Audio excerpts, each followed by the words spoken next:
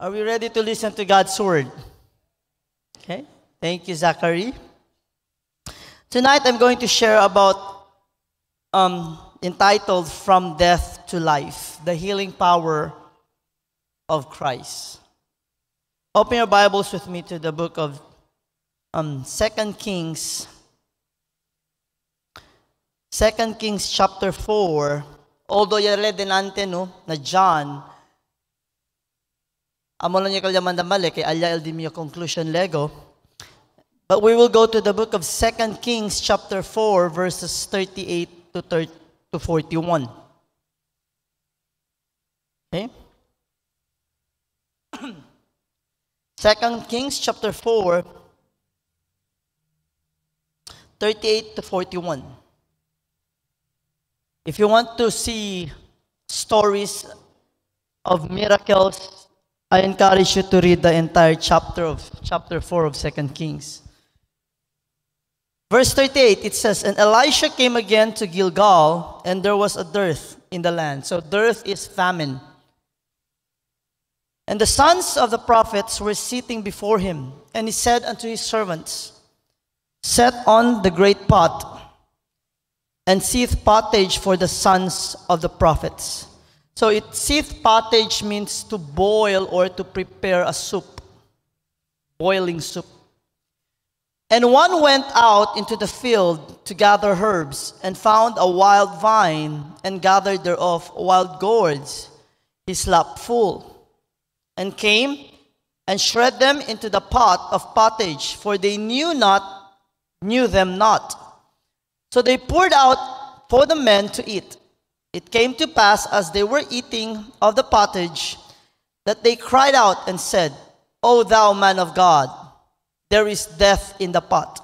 It means there is poison in the pot. "And they could not eat thereof. But he said, Then bring meal. And he cast it into the pot, and he said, Pour out for the people, that they may eat. And there was no harm in the pot." Before I begin, I would like to read this. Christ doesn't just heal our wounds. He transforms the very pain, turning death into life and despair into hope. Nako pangutana sa inyo ha. Have you ever felt like something in your life was supposed to help you, but instead, it hurt you? Sila diri nangita sila og pagkaon. Nagbuhat sila og pagkaon. Ang ending di ay na poison. So, nabay something sa inyong life that you thought it would help you, at the end, it hurt you. Or maybe you were just doing or just trying to get by, doing what you thought was best for you, but somehow things turned out wrong. Abi niyo maunag yun. Diba? Normally kita mga tao, pirmi maling akala. And always we want the best for us. I always say this. Chenebes tapur sa kita ko sa kita kere. Thinking all the while that's the best for us, because that is what we want for ourselves. At the end of the day, God knows what's best for us. Normally, the best thing we thought it's best for us are the things that hurts us. Kasi amo lang kere laman. In the book of 2 Kings chapter 4, these are a group of prophets, mga estudyantes na di Elisha. They were caught in the desperation of a famine. So they cooked a simple meal, unaware that the food they gathered was poison. Siguro kay chene famine, kunambre sila. Siguro survival mode yatamin. Marka bahala ya, basta ko saan pwede saka, pensaba sila gulay or kosa ba, akal kali, poison. So in their survival mode, they thought they were preparing sustenance. But instead, what was meant to bring life, which is food, nearly brought death. But God, through Elisha, stepped in and healed the situation. Okay? Maybe tonight, you're in survival mode. Kenki survival mode.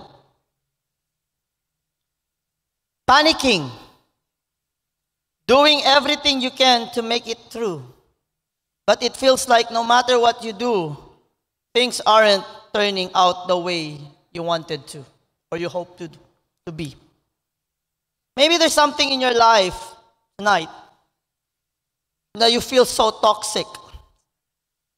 Something stealing your peace, por eso no hay tu peace.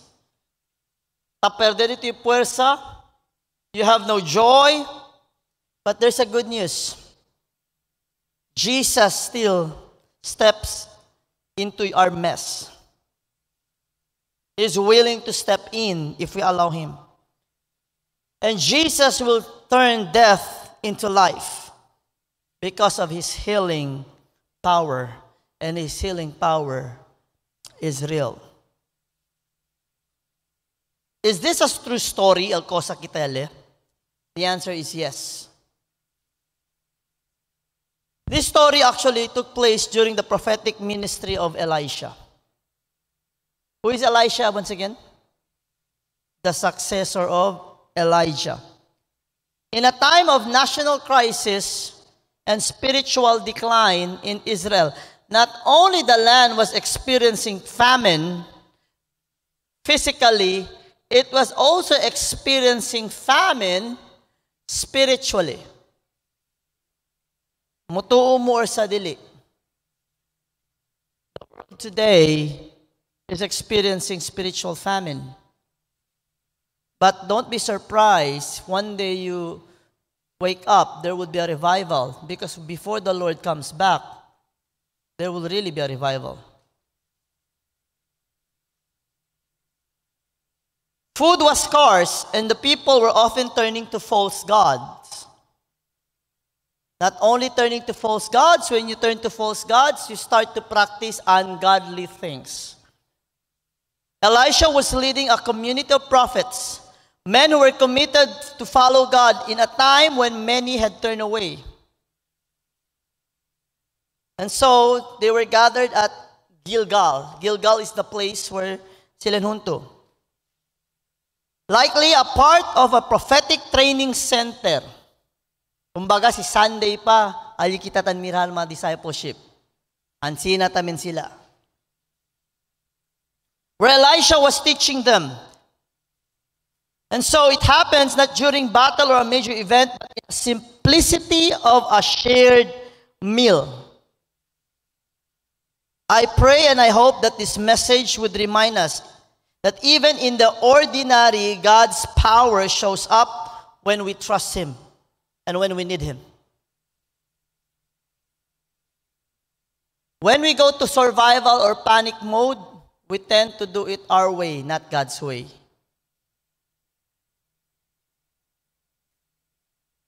Before I begin, let me remind everyone, in the face of problems and adversity, no man survival mode, man surrender mode. Surrender to the Lord. Let's go sa verses 38 to 40. Verses 38 to 40 speaks about the reality of the poison. The people here were just trying to survive. They were hungry. They wanted to eat. And so, they were instructed to make a boiling soup. Boil a water because they're going to make a soup. And so they gathered what they could. Remember, famine stay. Si famine, quiere decir, no hay se ulan. Si no hay se ulan, ralo ga tumira, cosa pwede saka. And so, cosa sila pwede mira, yan na sila saka. So they were unaware it was poisonous. This is what happens when we are in panic mode. Normally, we become blinded. See, panic mode 2, you don't think straight. You cannot observe and even discern el alrededor. And so, they were unaware that cosa sila saka was poisonous. The moment the stew or the soup, they cried out, "There is death in the pot," or there is poison. You see, it's a picture of our world we live in today. Kaya question ko na this. Do you really think may poison kinamundo? Na sistema? You know what's funny? Another Kristiyano, masabi sila, kasi sila what they mingle with or what they indulge with are already poison.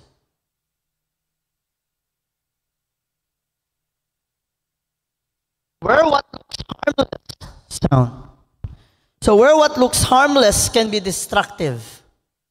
Sin doesn't look harmful. Now, first to miracle sin, it doesn't look harmful. It doesn't always look dangerous, ang sala. At first, but slowly, it poisons relationships, it poisons your mind, and it poisons your heart. So what are the principles, or what principles can we get from this?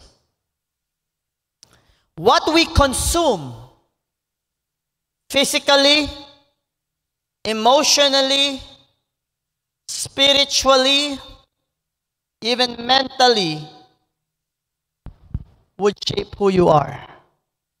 And what shapes you would shape your future. It means to discern, to have discernment is very important.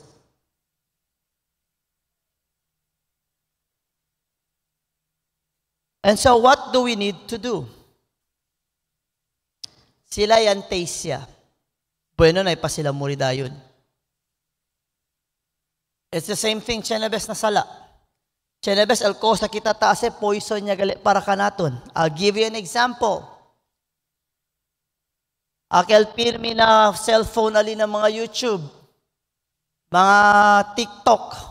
What are you watching? You don't know. You're poisoning your mind and your heart to the point you become rebellious. It doesn't happen overnight, but during a long period of time, that poison will eat you from within. It shapes who you are, and it becomes the person.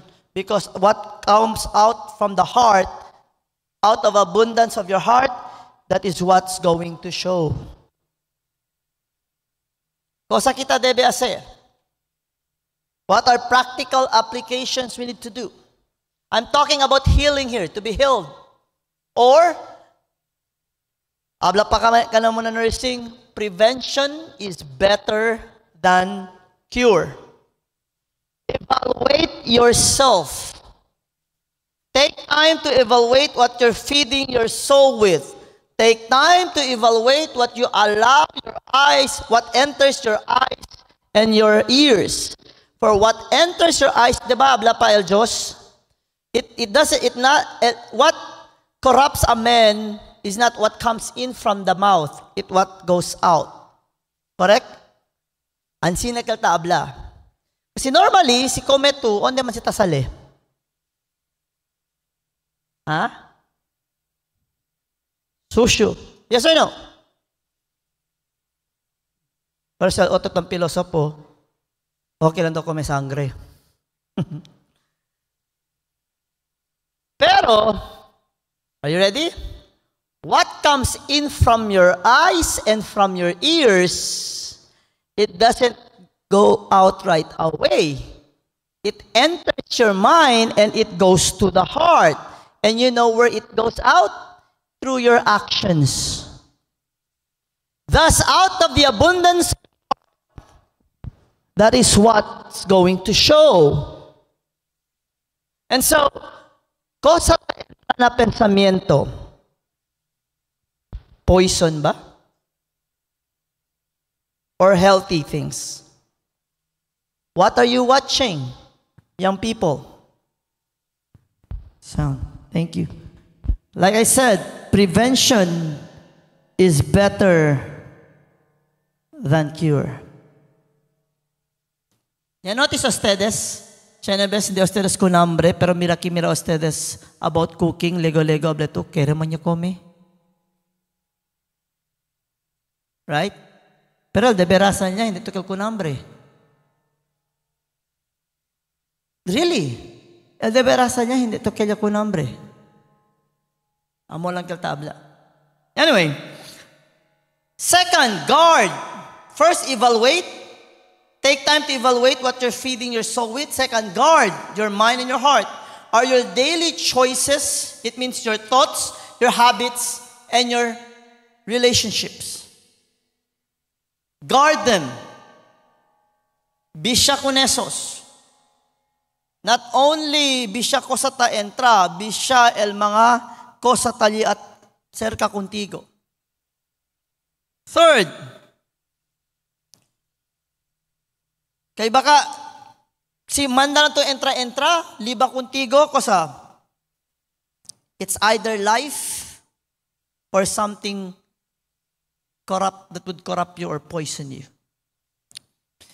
The next is respond. Evaluate, guard, respond. When something feels off, don't ignore it. Bring it to God right away. Igwa lang siya na kotse. Si Tamira to, tan Lucia, el dito yung check engine, no matukune sa deha, ni sita tukune sa manda check ya, kay sa deha tukune sa tarda sa mas keda sa malo. If you think something's not right, nako sa tutaase, bring it to the Lord and ask, Lord, these things that I do, is this correct or not? Is this right before your eyes or not? Please, lalo na mga kabataan, please lang, stop giving the reason. Diyan ako masaya. Emotion ko yan. Yan ang gusto ko. Listen, your emotions might be correct because it's really true. That is how you feel. But it doesn't mean it's what you feel. It is right. Give it to the Lord. Kabar, si habla si Lord, si amo, larga con ese. Larga. Masking kilaya ka duele, masking kilaya ka pesaw. Larga. Kasi dol pesaw lang kel based on emotions. Pero hindi to siya larga, de berasa niya gat pesaw, kay liga na punta, supri gato. Okay? Next. Second. In 2 Kings chapter 4:41, but he said, then bring meal or flour, and he cast it into the pot, and he said, pour out for the people, that they may eat. And there was no harm in the pot. The response of Elisha, Elisha did not panic. Sila yan panic. He didn't run. Nailabla, chene poison, butay ko nese, makilaya lang kita, muriya kita. Kanya pwede ko, muriya lang ustedes. God bless you, see you in heaven. Nailablan sina. Instead, he responded in faith. He asked for flour. In other version, kanya bring meal, it means bring me flour. He asked for something simple. He asked for something na tali available. Nuay le busca el nuay. Ya usale el cosa tali. You know, the problem with us, Chenebes, el cosa talitan, disregard kita, karbusa kita el nuay. Diba? Ikaw lang si Chenebes, yaku siya ulam. Wow, sabroso. Nuay manok. Klaro, ganit nuay, buska pakat manok.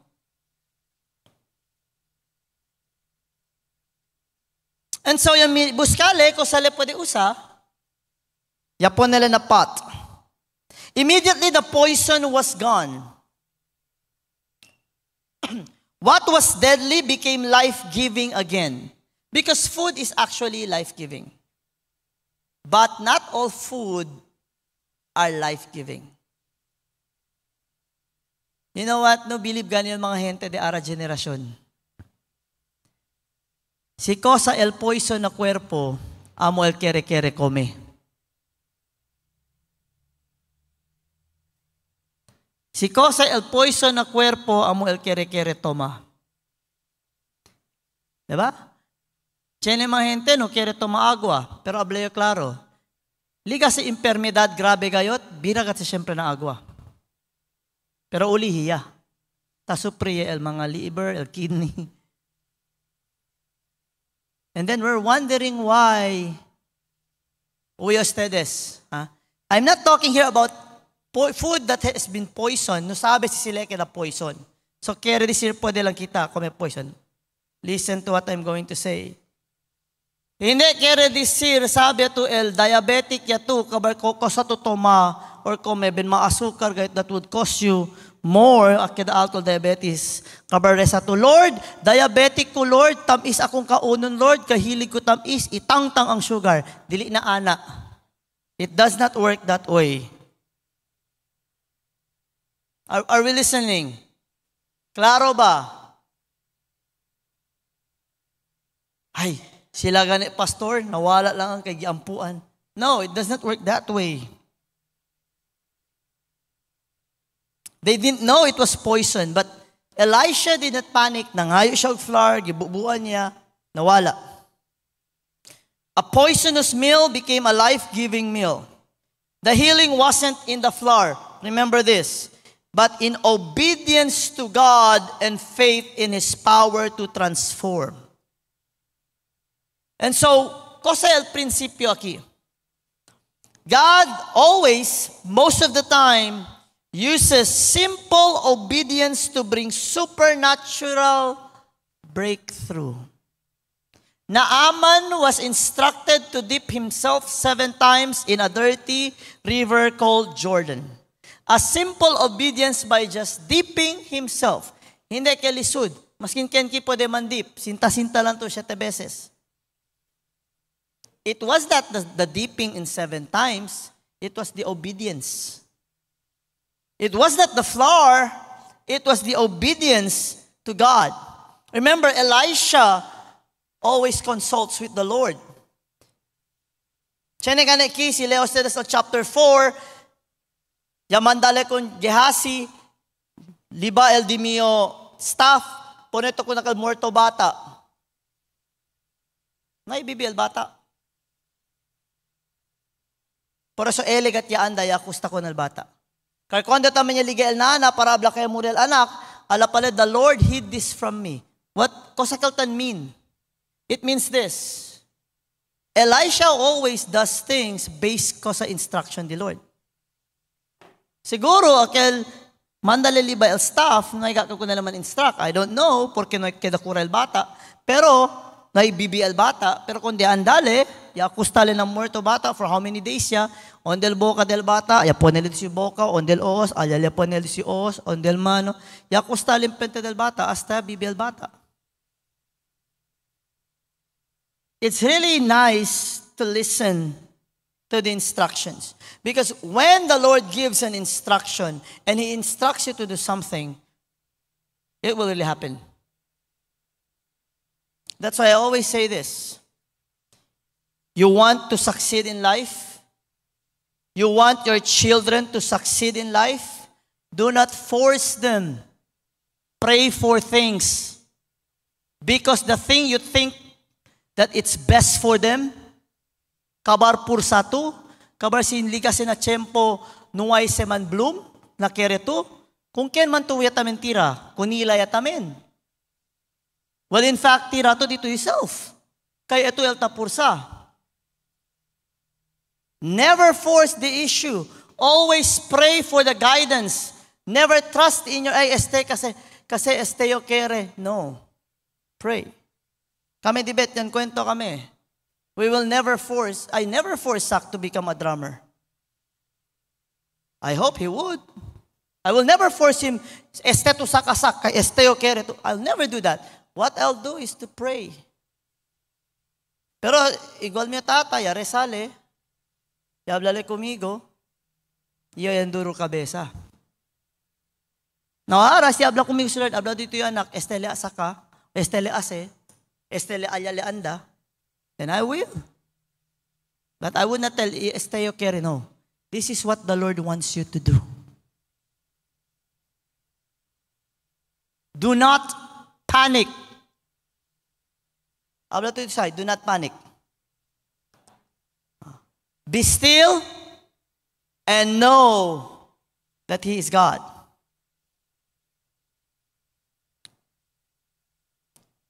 And so God uses simple obedience to bring supernatural breakthrough.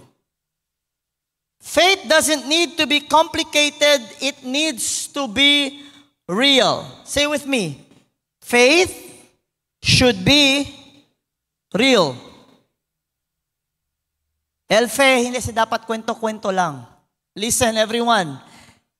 Hindi kita kipagrandehan fe. Debe ki, hindi ki diken fe mas grande. Debe diken ki, debe el fe, debe real. Verdad. Kaya actually, na ko na tumanda si Lord grande fe, ablalale, as big as a, grande bakil?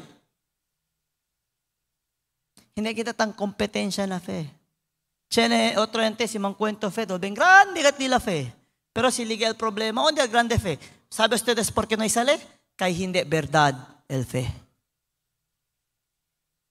Hello? Hello? And so, what are the practical applications we ought to do? First, use the right tools. So, what flour do you already have? Cosa el flour na talyara kung tigot na dito sa. You see, many Christians actually talyel tools, they don't use it. I'll give you the tools. Are you ready? God's Word. Prayer. Sometimes a step of forgiveness. Worship. Do you know why we struggle when we face problems? Do you know why most Christians tabirakara? Because they don't have these things. They don't stand in the Word. They don't worship the Lord through the way they live. It means may sila man surrender nila self. And they don't even communicate with the Lord. And ask yan na di among small group akaldiyan. Their desire was all good. But I explained to them. They wanted to have the patience. Some wanted to have the humility. Some wanted to have meekness. And I told them this. Antes amo tomen nyo kaya pidi. Pero cuando entendeyo, uno lang yung aratapidi. Abda sila kosa. I want to have the prayer life of Jesus. You know why? Unless you have that prayer life, forget about everything. You will not have that. It means you can only have humility, you can only have patience, you can only have the fruit of the Spirit if you are connected with the Lord Himself. And that is through prayer. Do we use that? Sabi ustedes, puerte lang mga gente reklama. Si grabe kat el problema, reklama. Nag-ampo karon kay nanay. Kay imo pag-ampo, Lord, dako na ko problema. Asa naman imong tabang? Kabar gusto sila katong magic pag ito. Asa na ko problema, Lord? Wala na yung problema. Hayahay na. Anong gusto nila? But then again, God allows these things because God is more concerned contigo kontra na outcome. Mga gente, el target, el outcome. Si Lord, el process. You know why? For the Lord, the outcome is just the bonus. He allows these things for our character to grow. I hope you got that.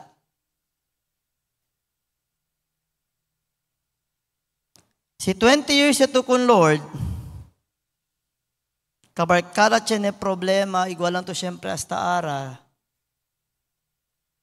Baka por eso nito taginda na next level, kasi instead tan grow dito yung character, tan grow lang el boka.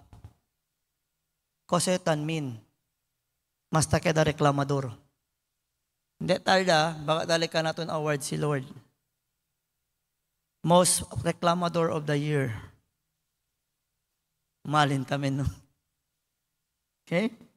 Second, not only use the right tools, take a step. You know, I was always reminded, tabla sila antes, the hardest thing to do is to take the first step. Lalo si Chenito kere ko sa ase lisod, kere ste ase, kaso lang no sabi yo, na ito on the ginda, hindi to man take a first step. Kosel example, hindi kita man start, kompone di ato ng iglesia, si hasta kwento lang kita. Pero siya kalabi ko, Lord, it's high time to take the first step. And the first step is really the act of faith. Once I take the first step, Lord, in you, I know you're going to finish. Makamiedo man, kaya baka, ala pa sila, Pastor, baka medya techo lang ka ba? Hindi Hopefully next week, man start ya kita.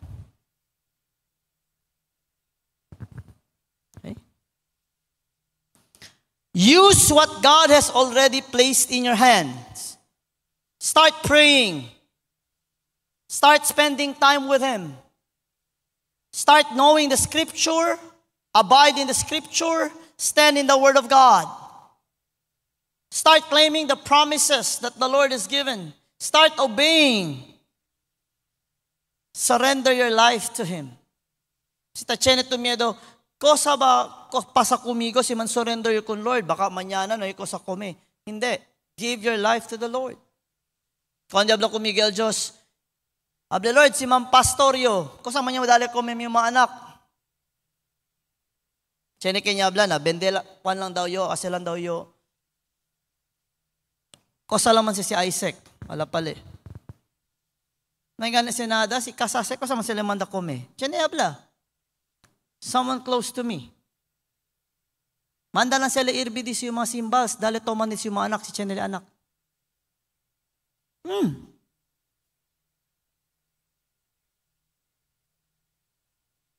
Pero sabi sa ko siya abla, kung na Senyor, okay Lord, yabla to kumigo. That the God that I serve and the God that my father serve is the same. Yabla to kumigo, if I will just give everything to you, yato bahala kumigo. The moment I said yes was a step of faith. Naiman miyo anak to makwan, boiled cymbals. Makakaon man sila.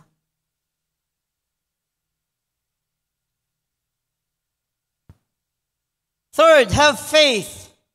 Listen, do not underestimate small acts of faith. Because a small faith, a faith as big as a mustard seed can lead to big healing moments. I will repeat that. Un fe grandor del mustard. Sabi sa skila ka grandor del mustard seed? Hindi ansina. A seed, a mustard seed is very small. Na si Poneoki, baka hindi ustedes pwede mira. But when that seed grows, it becomes a big tree. Never underestimate a small but real faith. So next time, numamampabonggahan faith or pagrandehan faith, di palabuan na yung faith. Ang basehan kung tinuod ba, tinuuray ba ang pagtuo. You know, I never understood that. Iya, kasi mas dako ang faith. Iya. Yan ko, ana ba na? Kinsa day mas dako? Nangungutan sa ko, unsay mas dako? Unsa day mas? Dili, patinuuray ng pagtuo.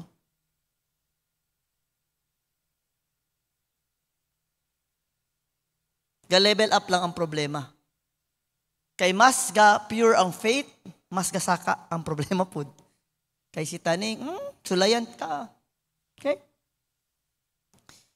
Sulayan ka, kay gusto man ni Taning i-poison imong kinabuhi. He wants you to be disconnected with the Lord. And so, The third point is this. We go to John chapter 6, verse 35. Open your Bibles with me to the book of John, chapter 6, verse 35. And Jesus said unto them, I am the bread of life. He that cometh to me shall never hunger, and he that believeth on me shall never thirst. Jesus is the bread of life who heals. Esta story de Elisha would help, no, kung mira kita, it can point us to a greater thing, and that to a greater explanation or to a greater someone. And that greater someone is Jesus. Jesus who said, I am the bread of life. ¿Por qué se usa el bread of life? By the way, what do you use to make bread? Flour. Right? Cosa yapidi si Elisha? Flour. Elisha used flour to cleanse the stew. But Jesus came into our poisoned world, into your poisoned mind, into our poisoned heart, to cleanse us, to purify. To the point it is so poisoned that there is no antidote that you can find in this world to help every person. Why? Because all were destined to go to hell. And so when Jesus came, He gave people who were poisoned a second chance. Those who partakes, ala pala, who partakes from me will live. Nang gets kita? Jesus doesn't only fix the surface. Si Lord, si medicina pala del diabetes, hindi ele aselang abaha el sugar. Por eso ela ma-maintenance. Si Lord, anda el razón, porque tan topak-topak el sugar. Kita kele, para keda normal, kay si Lord, no ay giper na ginansya. Tanggit sa status ko setan min? Unlike ara, ginansya sila tanapas, por eso, no makura ko ng mga gente, dala lang maintenance. Tanggit sa status ko setan min?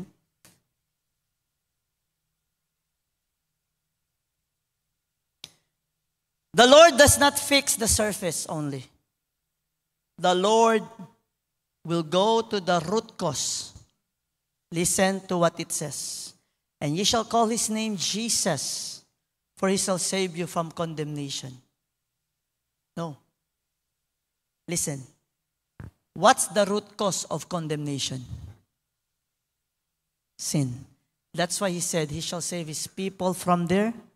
Quiere decir, ansina si tanmin, mga hermano.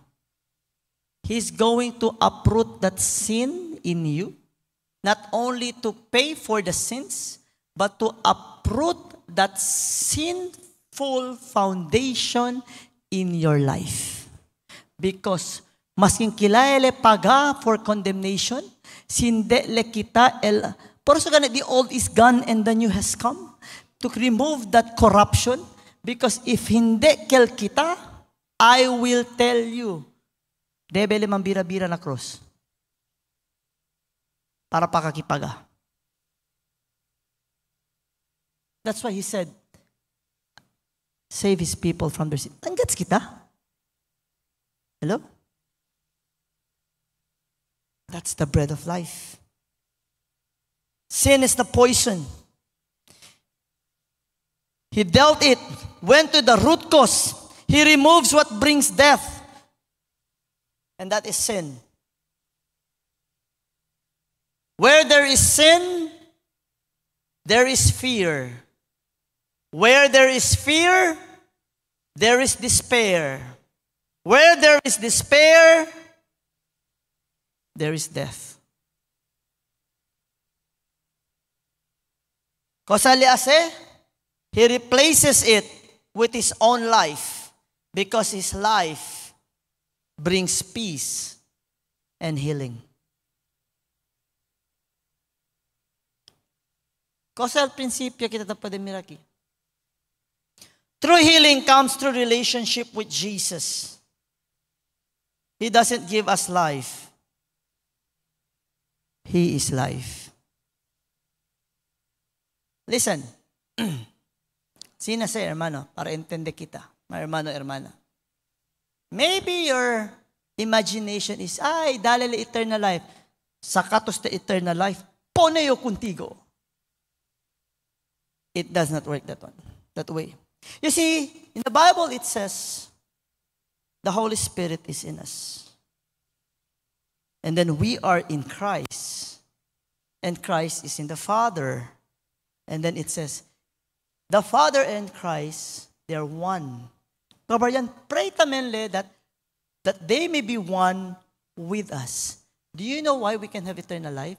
It's not that He's going to give us eternal life na takio dito, no. It means we will be one with Him, connected to Him. It means you will be connected to the source of life Himself. Por eso si entiende si kita, this is the reason why Jesus says, without Him, there is no eternal life. You search the scripture for eternal life, you will be shocked. The scripture speaks about Him. Please, brethren, numaabla, porque to yatra ka lang kung Kristo, kay kere lang yung bida. Pensa ustedes buenamente, no hay vida, si no hay si Kristo.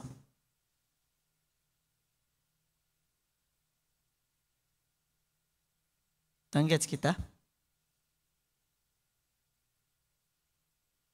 So, cosa kita debe hacer?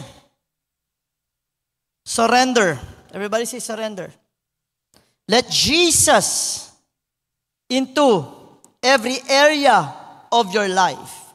Hindi lang na side, hindi lang arriba, hindi lang abajo. Allow Him to reign in your life. Kabar si onde kita broken and messy na detong bida. Di ba si Chene gente, bisita, Chene bisita, tapalang anay si makalayat ali, para abla limpyo kita. Right? Debe ko na Senyor, hindi kita ansina. Lord, pasensya ka to Lord, I will be honest with you. Tambuli ka ugat sa miyo bida ki Lord, nisita ka dito yung ayuda. Namamantang parial. Be transparent with the Lord. Which is my second practical application. Be honest with Christ. You don't need to hide your poison. He came for that very poison. That He can uproot it from your life. El problema lang, cosa el mga poison te esconde kita na vida na no kere kita larga. Hablé con ustedes claro. Maskin man tumbling to baliskat patuad Teresa. Maskin kilaya to bueno ang kwento o sa palabra, si eto mismo te esconde ko na sa poison. Por eso siya hasta aray, neta perde el problema, hindi na sa kulpa di Lord.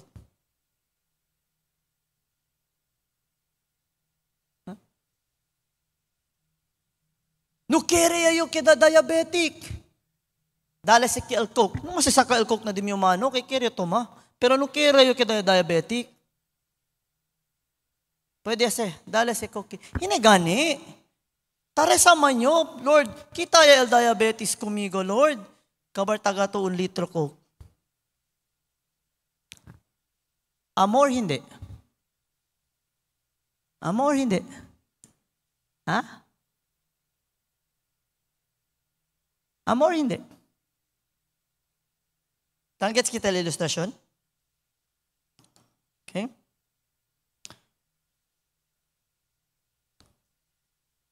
Third, allow Christ to work.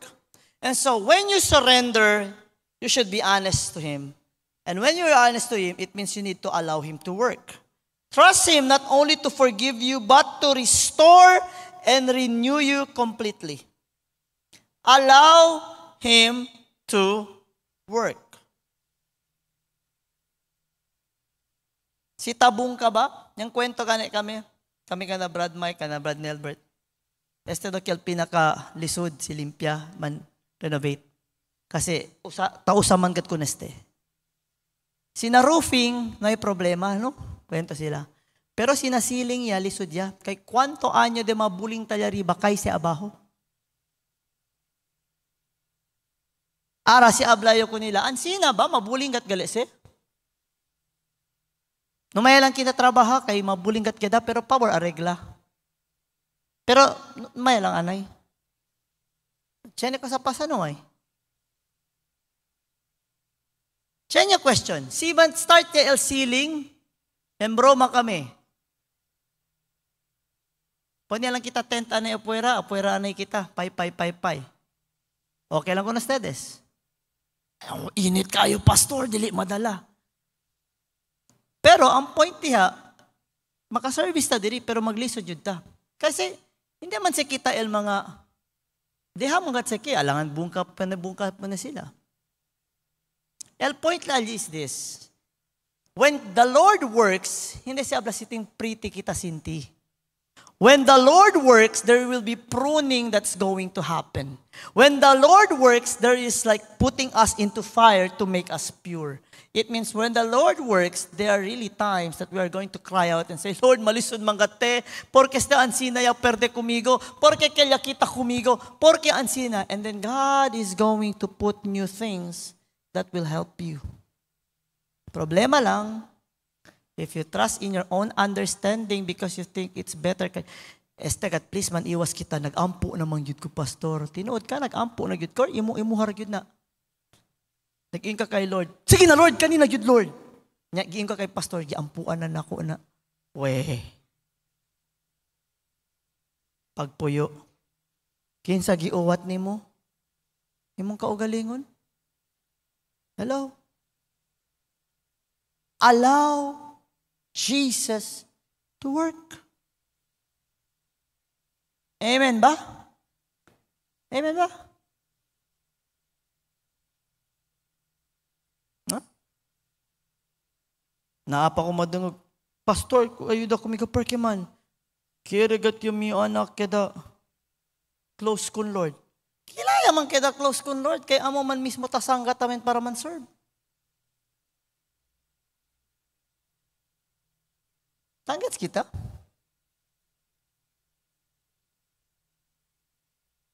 Manda entra discipleship, no kere manda. Pero kere daw man grow kun Lord. Are you with me? Hello? Mahilo man? Okay. Sige. So, Kosel application for this generation. What are the things we can get? Is this, everybody say with me, Jesus still heals. Hindi lang para de antes. Actually, na Old Testament, na ipadisi nombre Jesus. But the point here is this, He is the same today and just like Elisha turned death into life, Jesus still brings healing today. We're in a world full of spiritual and emotional toxins. This is what I'm going to tell you, lalo na mga youth, mga addict at na YouTube or Kosabali. Don't you know, pensaba lang ustedes, entertainment lang sa ustedes tamira. Don't you know that kal otro, hindi, entertainment lang sa mga concert, kese hodali. Pero sila, they're doing something spiritual. They're even doing rituals. And then here you are, claiming yourself to be a child of God, allowing their songs, allowing their life to infiltrate you.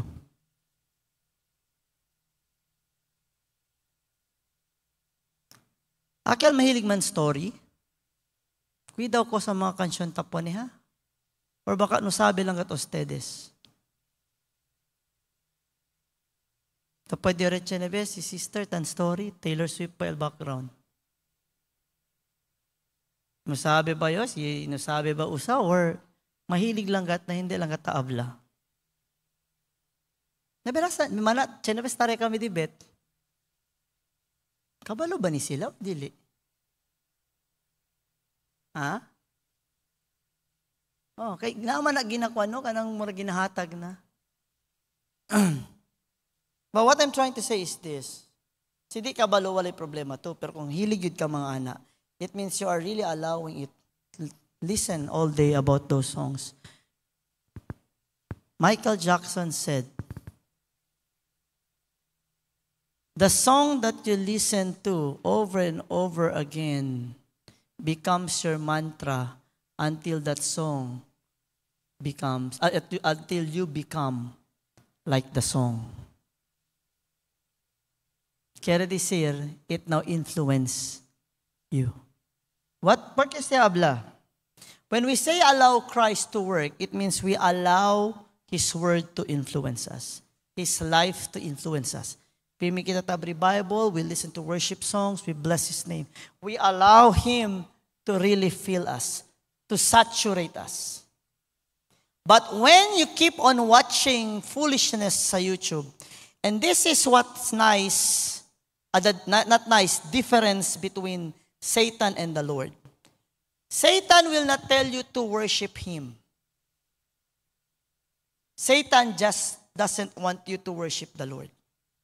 Because when you start to not to worship the Lord, you will start to worship many things, and that could include yourself. And once you do that, He's happy. You know why? He already knows He owns you.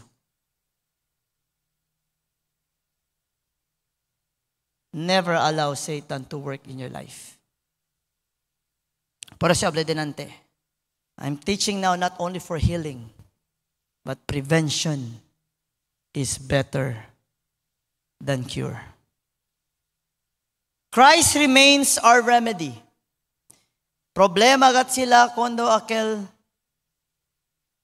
porque yo tabla sila, not to brag, pero quando pandemic problema sila, yo tan smile lang. Kay siyempre, siya naman yung idea ko sa pasa.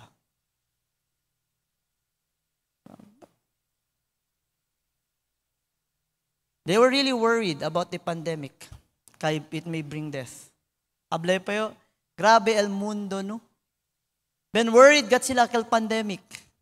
Pero they're not worried about the greatest pandemic that ever happened. And that is when sin entered the world.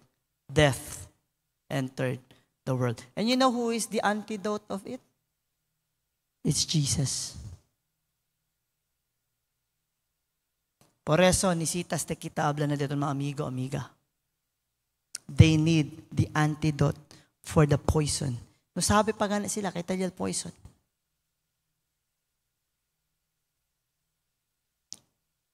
Jesus is the remedy. His healing isn't just about fixing the body.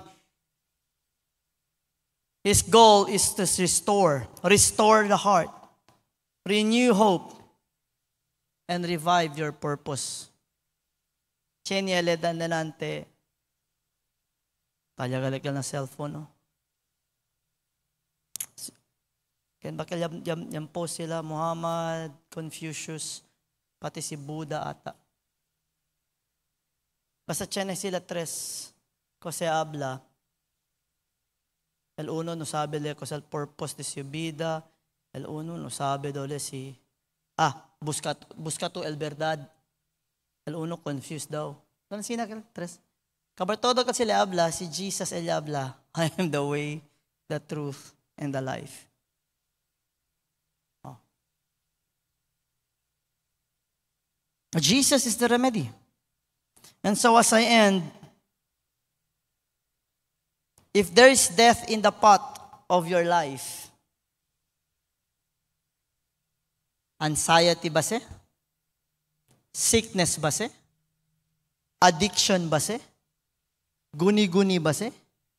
Discouragement ba se? Impermidad ba se? Cosa se death tali contigo ara? Fear? May I remind you, Jesus is not afraid of those things. He is the antidote of those things. He is the bread of life. And He's willing to step in. Si habla to kunele. He steps in into what looks hopeless and He speaks healing. Esta na pwede habla. Give it to Jesus. Allow Him to turn death into life. And that's the reason why it's easy for Him to turn death into life. Because where there is life, death does not exist. Give it to Jesus. Let us all stand.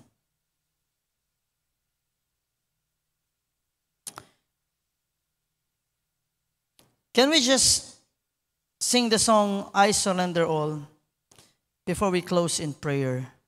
And I just want you to be honest with the Lord. That's the last 3 applications. Surrender to the Lord, be honest with Christ, and allow Christ to work in your life.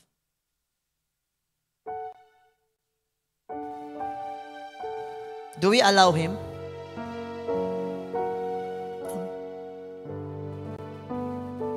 How many of you here makaingon jud mo, I maybe be the worst sinner? Or, ginaingon ninyo,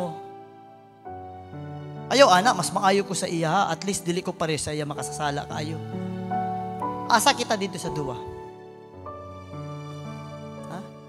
No, asa kita dito? Kasi usahay, no, mga naa kay Kristo, mao pa ang mga usahay, dili ko anak, kasi dili gid ko pa rin niya, lain jud ko. Tinuod, nalain naman ta kay nata kay Kristo. But it doesn't change the fact, please, we know we are found righteous in His sight because of Jesus. We know we are holy because of Jesus. We know we are perfect because of Jesus. Pero,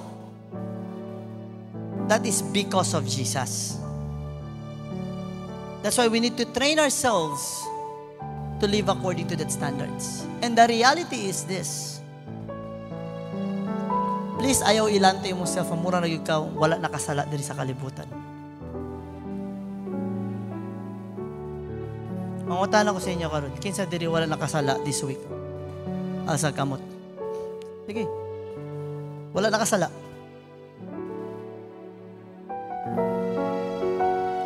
Ang sa akong point, it means there are still things in our life that needs to be fixed. Unya, kung mag-ingon ta, dili, pastor, okay na gyud ko. Faithful naman ko kayo, pastor. May I ask you, is that being honest? Is that being honest? Okay, so let's be honest this evening. Who among you here really understands that there are really part of your life needs to be fixed by the Lord still? Raise your hands. Pangutanan ako, second question sa inyo. Are you really honest with the Lord regarding that? Or do you think that is not even a sin? If you want that to be changed, give it to the Lord. Allow the Lord to work.